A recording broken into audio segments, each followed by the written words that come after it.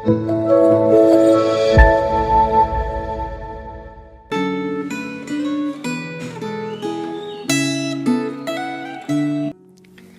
jemaat yang dikasih oleh Tuhan. Apa kabarnya hari ini? Mari kita berdoa untuk merenungkan firman Tuhan. Bapa dalam sorga, kami mengucap syukur untuk hari baru yang Tuhan beri. Biarlah Engkau yang menolong setiap kami boleh melangkah bersama di dalam anugerah Tuhan sepanjang hari ini.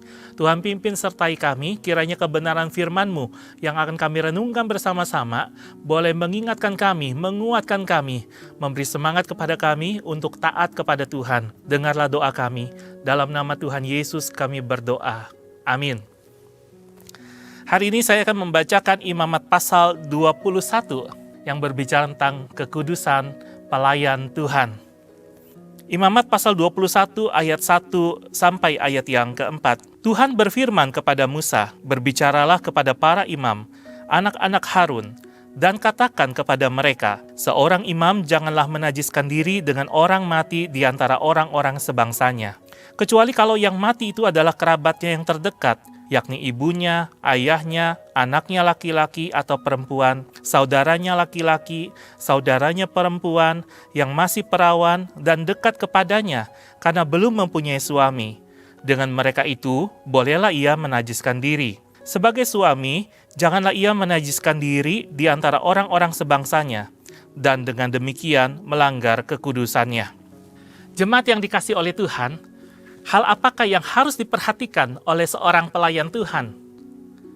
Renungan Gema tertulis kita hari ini menyampaikan bahwa bukan penampilan, bukan keterampilan, bukan sekedar bakat, bukan popularitas, tapi apa yang harus dijaga, apa yang harus diperhatikan oleh seorang pelayan Tuhan, yaitu hidup dalam kekudusan. Jadi seorang pelayan Tuhan tidak boleh hidup dalam dosa, tapi harus hidup dalam kekudusan. Karena ia melayani Allah yang kudus, maka ia sendiri pun harus ada dalam keadaan yang kudus.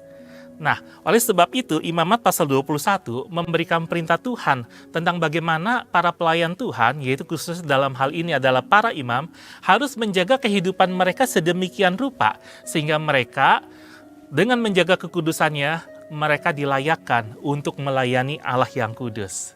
Nah, ada beberapa hal yang disampaikan dalam perikop yang menjadi perenungan kita pada hari ini. Yang pertama, para imam tidak boleh menajiskan diri dengan berada di acara perkabungan, kecuali kalau yang meninggal itu adalah kerabat dekatnya, yaitu ayah, ibu, anak, serta saudara laki-laki dan saudara perempuan yang belum menikah. Kenapa? Karena biasanya kalau melayat itu pada masa itu berarti harus dekat dengan jenazah atau bahkan bersentuhan dengan jenazah.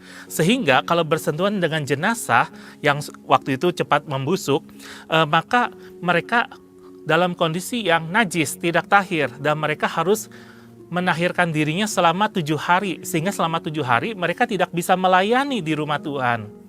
Nah, kita bisa bayangkan, kalau misalnya ini diperluas, tidak ada aturan, maka waktu mereka akan habis. Habis apa? Habis hanya untuk berduka, ya, tapi tidak ada waktu lagi untuk melayani di rumah Tuhan yang menjadi tanggung jawab mereka sehari-hari. Oleh sebab itu, aturan ini dibuat supaya apa? Mereka dapat memaksimalkan pelayanan mereka di rumah Tuhan.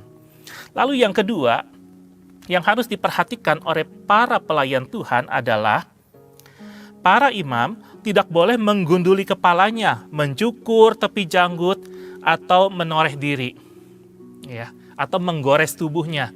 Kenapa? Karena ini biasanya adalah cara berduka yang ditunjukkan oleh orang-orang Kanaan pada masa itu. Nah, kita tahu bahwa umat Tuhan itu dipilih, disucikan, dikhususkan untuk hidup bagi Tuhan. Oleh sebab itu, cara hidup mereka, cara ibadah mereka harusnya juga berbeda, karena mereka sekarang melayani Allah yang hidup. Jadi bukan lagi memakai tradisi-tradisi atau cara-cara orang-orang yang tidak mengenal Tuhan, yang tidak menerima kasih karunia-Nya.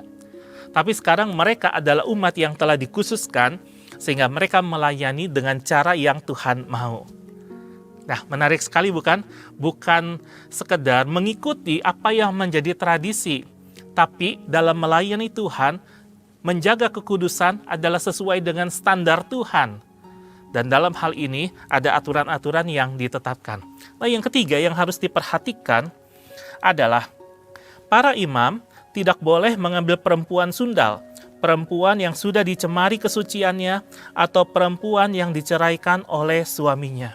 Mereka harus menjaga kekudusan hidup dalam segala hal, supaya jangan sampai apa yang mereka lakukan menjadi celak, sehingga pelayanan mereka menjadi terhalang kepada Tuhan. Nah, ini adalah sebuah hal yang diwajibkan untuk dilakukan oleh para imam. Itu bagaimana mereka menjaga kehidupannya secara pribadi, kehidupan yang suci dan kudus, tapi di lain pihak mereka juga menjaga kehidupan keluarganya, juga adalah kehidupan yang suci dan kudus. Sehingga dengan demikian mereka akan maksimal memuliakan Tuhan, melayani Tuhan dengan sepenuhnya. Nah, di dalam pasal 21 ada tambahan-tambahan aturan lain yang harus menjadi perhatian. Ya, secara khusus kenapa para imam yang melayani mempersembahkan korban tidak boleh dalam keadaan yang ada cacat fisik. Karena hewan yang dikorbankan saja harus tidak boleh bercacat celak. Semuanya harus hewan yang sempurna, tidak boleh ada cacat celaknya. Apalagi para imam yang melakukannya juga harus tidak ada cacat celak. Ini menggambarkan kesucian dan kekudusan Allah.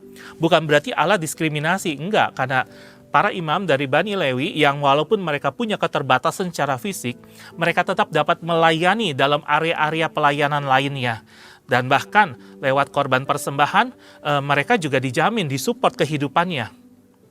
Nah, inilah yang menjadi petunjuk Tuhan untuk dilakukan oleh umat Tuhan, khususnya para imam. Bagaimana mereka memperhatikan sebuah kehidupan yang kudus dan berkenan kepada Tuhan. Nah, sekarang pertanyaannya bagaimana dengan kita? Kita mungkin bukan para imam yang secara khusus melayani di rumah Tuhan. Tapi bukankah kita juga adalah para pelayan Tuhan? Bukankah saudara dan saya, kita semua adalah orang-orang percaya yang menghamba kepada Tuhan? Orang-orang yang melayani Tuhan dengan cara yang Tuhan percayakan kepada kita. Ada yang jadi guru, ada yang jadi pengusaha, ada yang jadi pelajar, ada yang jadi bisnismen, ada yang jadi pekerja biasa, atau mungkin ada orang yang bekerja dari balik layar. Bukankah kita semuanya melakukan itu untuk kemuliaan Tuhan? Oleh sebab itu, mari kita juga perhatikan bagaimana cara kita melakukannya. Bukan cuma sekedar hasil akhir yang baik, tapi Tuhan juga meminta kita punya proses yang baik. Dan proses itu dimulai dengan kesediaan kita menjaga kekudusan hidup kita. Janganlah kita menjadi serupa dengan dunia ini, tapi berubahlah oleh pembaharuan budimu, supaya engkau dapat membedakan manakah kehendak Allah, apa yang baik, yang berkenan kepada Allah, dan yang sempurna. Oleh sebab itu, kalau Tuhan cinta kekudusan, kalau Tuhan suka kekudusan, karena Ia adalah Allah yang kudus, bagaimana dengan kita? Apakah kita juga mau menjadi umatnya yang hidup dalam kekudusan? Karena kita mau mengikuti jejaknya Tuhan. Dan apakah kita bersedia dalam segala aspek kehidupan kita menjaga kekudusan itu, berjalan bersama dengan Tuhan setiap hari.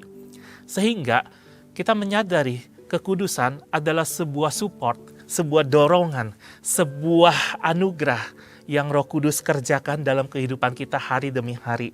Seiring kita berjalan dalam ketaatan, seiring itu juga kekudusan kita bertumbuh dan kita makin memuliakan Tuhan. Rindukah saudara lewat apa yang kau kerjakan hari ini? Bukan cuma sekedar hasilnya, tapi proses yang engkau jalani di dalam kekudusan. Hiduplah di dalam kekudusan. Hai para pelayan Tuhan, apapun yang engkau lakukan, pelayanan apapun yang sedang engkau kerjakan, hiduplah di dalam kekudusan. Hati yang takut akan Tuhan, sebab dengan cara yang demikianlah engkau berkenan kepada Allah dan pelayananmu menjadi berkat bagi dunia. Amin. Mari kita berdoa.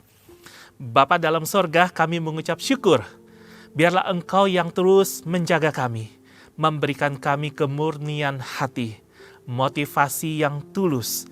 Berikan kepada kami hati yang suci dan bersih, sehingga waktu kami melayani Tuhan, kami boleh melayani-Mu dengan sepenuhnya, tidak terhalang oleh dosa dan pelanggaran.